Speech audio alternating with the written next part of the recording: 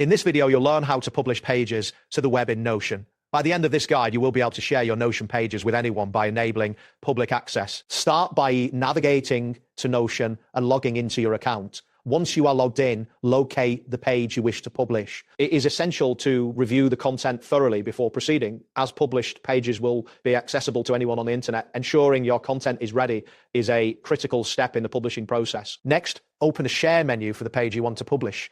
You can find this option in the upper right corner of the Notion interface, typically represented by a share button. After clicking on share, look for the option labeled publish to web. Toggle this option to enable public access to your page. This action will make your page available for anyone to view online. Once you have toggled the publish to web option, you can adjust any additional public access settings as needed. If you wish to share the link directly, you can copy the public link provided in this menu. This link will allow others to access your page, so ensure it is shared with the intended audience. After publishing your page, you can manage it as needed. You may share the public link externally, allowing others to view your content. Additionally, you can update the content at any time, and those changes will be reflected instantly for anyone accessing the page. If you decide to stop public access, simply return to the share menu and disable the publish to web option. Monitoring the usage of your published page is also important.